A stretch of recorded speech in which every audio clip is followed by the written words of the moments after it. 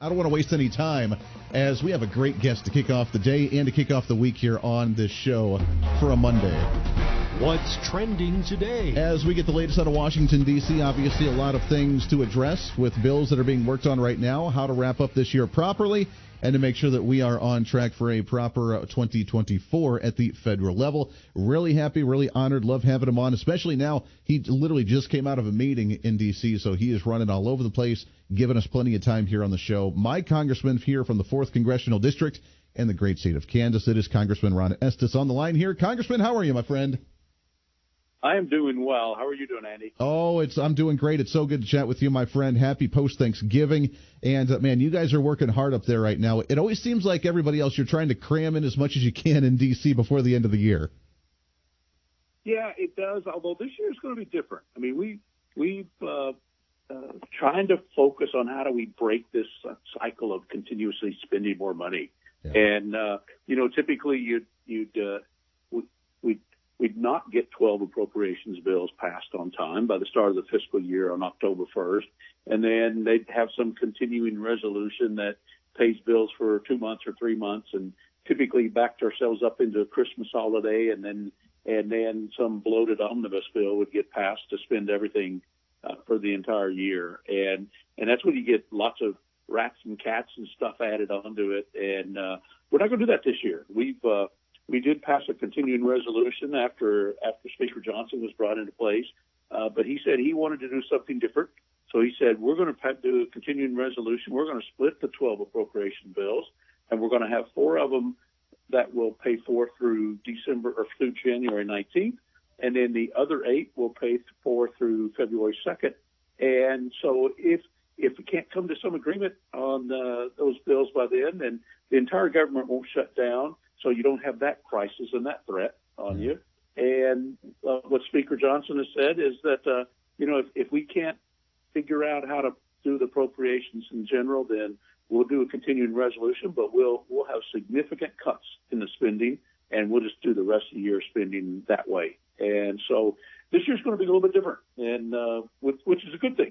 Yeah, I was going to say, different in a good way. It's something that you guys haven't done. I like the two-tier plan. It was a little bit different, keeping Democrats on their toes. And like you said, if we don't pass them, then we start seeing those numbers go down on how much we actually spend, which incentivizes the other side to really make a deal happen, because that puts the power in your court as Republicans, which is a very rare thing that happens in D.C., I think.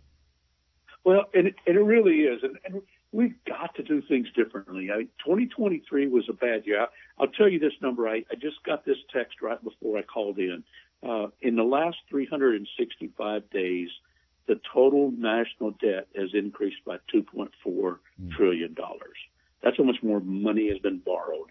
So this past year, 2023, we borrowed more money than we spent on all 12 of the discretionary spending. If you add up all of we spend on defense, all of we spend on agriculture programs, all of them we spend on health and human services, everything that the federal government appropriates for each year, we've borrowed more money than we spent on all of those bills. So we've not only got to talk about discretionary spending, but we've also got to talk about a debt commission. We've got to figure out some way to address these automatic spending programs because they're consuming so much of the taxpayer dollars, and we've got to do it in a thoughtful way. But if we don't do it now, the discussions out there that Social Security Trust Fund is going to run out of money, and Social Security recipients are going to take a 23% cut. And so we've got to be responsible and step up and do the right thing.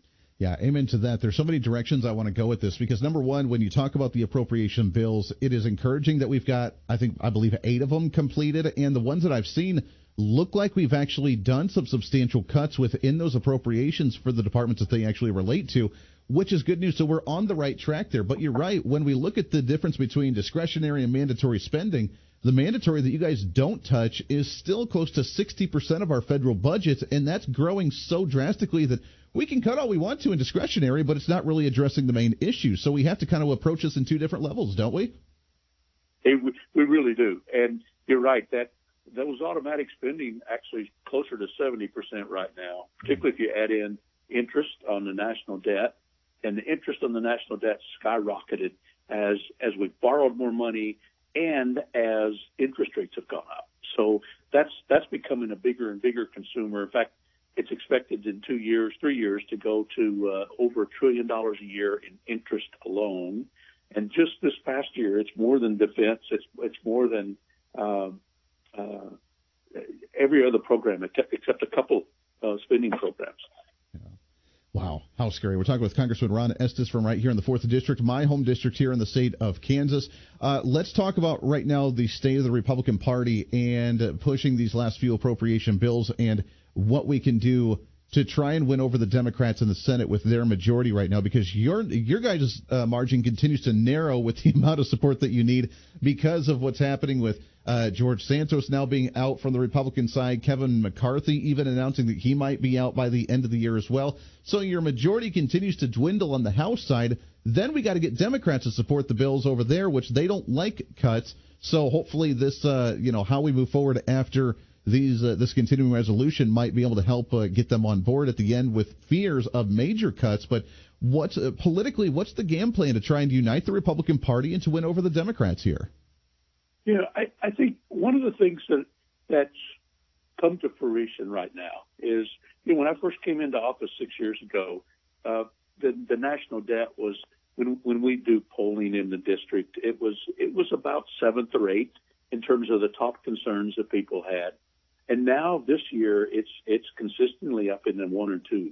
So people are recognizing that the debt's become an issue and that we've got to address it. And if that's happening in my district, it's happening across the country, that more and more people are realizing the impact and understanding how that's going to affect them and affect their kids and affect their grandkids. And so there is a much more being weighed in from the public and the citizens on all of their elected representatives, whether they're House members or Senate members, that this is an issue out there that has to be worked on. Yeah. And so we're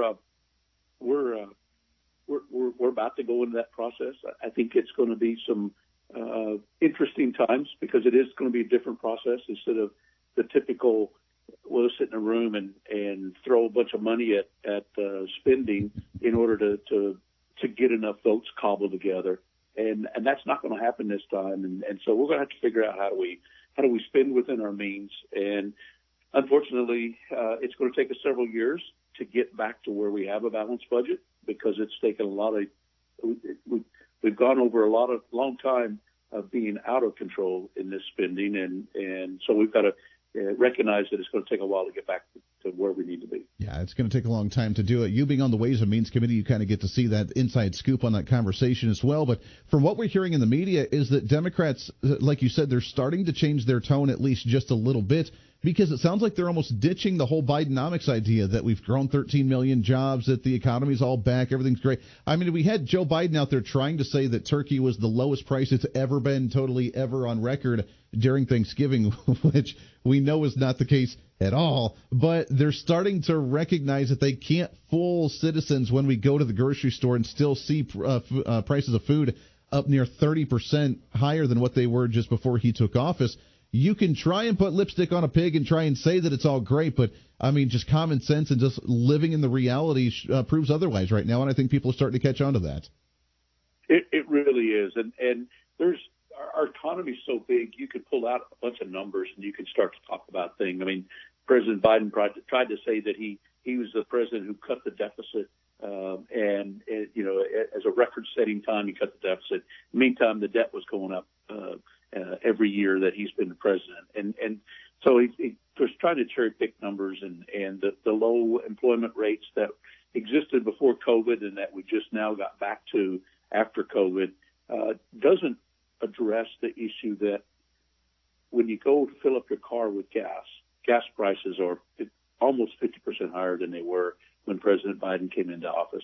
Or when you go to the grocery store to buy milk or bread or eggs, that you're seeing 10, 20, 30% increases in those prices. And those are the things that affect everybody on a day-to-day basis. And to try to call that Bidenomics a success is not what the American people see and not what they think about, regardless of what gets spun out of the White House. No, it's pretty laughable. Well, good. I'm glad that we're addressing it. I'm glad that there's a change in tone, and we can take advantage of that change in tone moving forward. We got a couple minutes before we have to take a hard break here, but I want to shift gears for just a moment, and let's take it abroad right now with the obvious ongoing conflict with Israel and Hamas.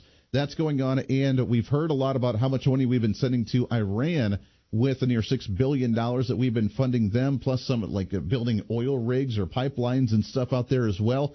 What's the latest in that conversation? Have we been able to actually stall that money from going to Iran? Because we found that it was being funneled to Hamas with the ongoing battle against our own allies. So we're kind of funding both sides of this conflict right now. You know, it's sad that this administration, I don't know what they're doing, what their thought process is, but it seems like they're just kowtowing to whatever Iran wants. I mean, they basically gone back and tried to give them this $6 billion that the White House says, oh, well, it's for humanitarian aid. The Ayatollah in Iran says we'll use the money for whatever we want to use it for, and suits their purposes. So we've passed legislation out of the House. We've done our job, and the House has passed a bill to prohibit any future movement of that money into Iran. And we're waiting on the Senate to work. I mean, that's like so many other things that the House has passed good legislation, passed H.R. 2 on border security. We've passed funding for Israel to help support them. We've passed legislation to stop funding Iran and the main sponsors of terrorism in the Middle East. And we need to get the Senate to address some of these things. Yeah, get them on board here. Let's take a break real quick. It's Congressman Ron Estes from the 4th District in the state of Kansas. My congressman, great friend. We've had him on the show for years, and it's so wonderful to have him on here from D.C. giving us the update. When we come back, I want to talk about H.R. 2 for a minute on what you guys did pass with immigration, with keeping illegals out of public parks and other places as well. We'll do that when we come back here for a Monday here on The Voice of Reason. Stay right here. This is The Voice of Reason with Andy Hooser.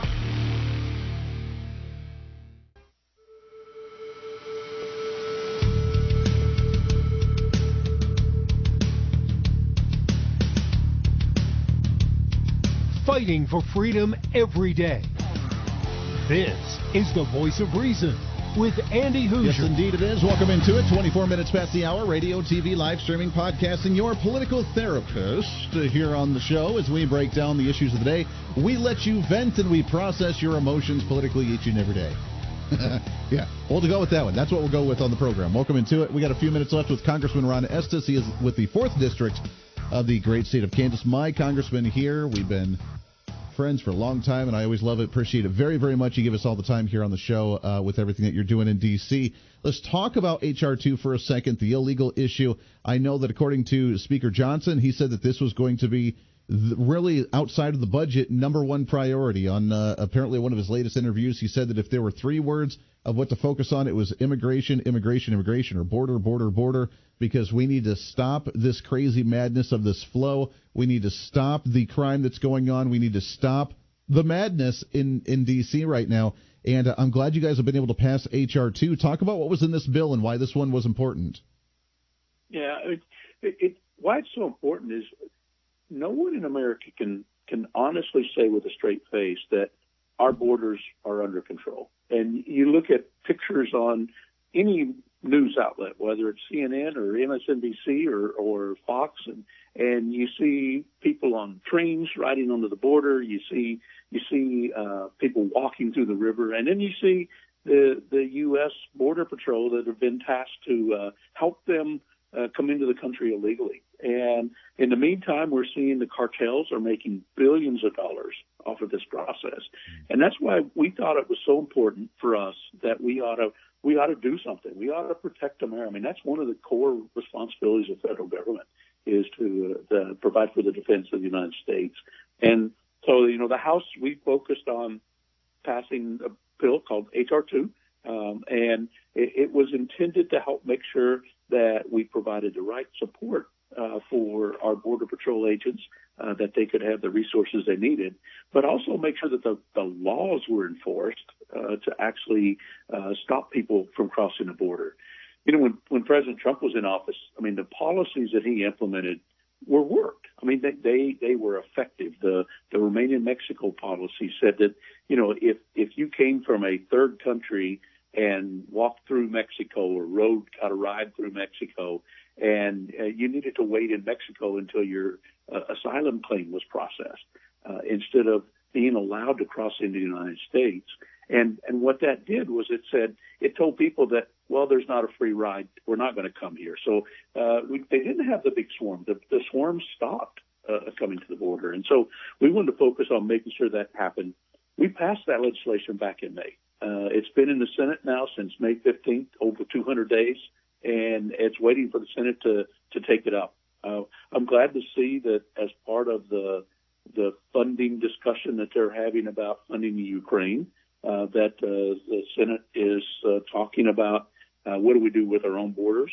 There's people that are supportive of funding Ukraine, and others that are questioning what's the purpose, what's the goal there. But nobody can argue that we shouldn't be defending our borders in the United States. Yeah, well, and I'm glad because we're finally, Republicans are starting to play smart, which it's taken us a very long time to get to this point, and starting to use the same games against Democrats as what they used to us. Is, hey, if you want Ukrainian funding, which a lot of Republicans are against because of watching, 3 of one of the top military guys under Zelensky being able to go out and buy multi-million-dollar boats and cruise ships or whatever else they're doing out there right now with the money that we're sending them, that if you want more funding for Ukraine, then guess what? You need to do something for us, and you need to pass our bills. If you want funding for X, Y, and Z, you need to pass these appropriations bills and actually get us back on track here. We have to start haggling and strong-arming them because they've done it to us for decades, and we've always been on the defense here. And it seems like we're on the offense actually making things happen, which makes me so optimistic going into a new year, Congressman. I love it. So